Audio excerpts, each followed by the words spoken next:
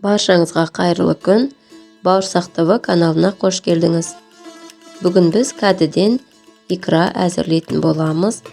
Қысқыға сақтасаңыз да, бірден жесеңіз де өте дәмді, хош иісті және оңай әзірленеді.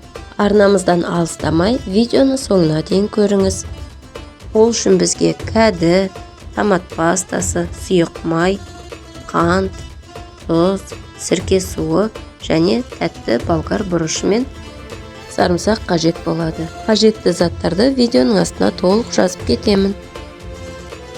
Ең алдымен кәдімізді тазалап, ортасындағы дәндерін алып тастаймыз. Жаңа видеоларды жіберіп алмас үшін арнамызға тіркеліп, қоңырауды басып қойыңыз. Тазаланған кәділерімізді ет тартқыштан өткізуге ыңғайлы етіп турап аламыз. Ет тартқыш болмаса, үккіштен өткізуге болады. Тәтті бұрышымызды да турап аламыз. Дайындаған кәдімізді және тәтті бұрышымызды ет тартқыштан өткізіп аламыз. Сарымсағымызды да бірге тартып аламыз.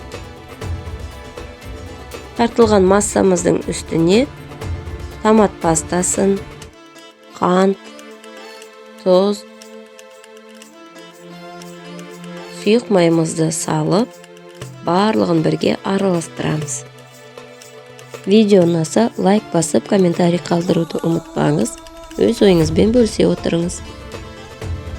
Дайын болған массамызды тереңірек ыдысқа ауыстырып, қақпағын жауып, отқа қоямыз. Қайнаған сәтінен бастап отты баяулатамыз және 30 минут бойы қайнатамыз. Менде 30 минут уақыт өтті, үстінен сірке суын құйып, тағда 5-10 минут қайнатамыз. Кәдіден жасалған икрамыз дайын, хош иісті, сондай дәмді, қысқыға сақтасаңыз да болады. Ыстық күйінде стерилденген банкаларымызға салып аламыз. Көрсетілген көлемнен 1,5 литр кәді икрасы шығады. Сіздер де әзірлеп көріңіздер, өте дәмді ас болсын.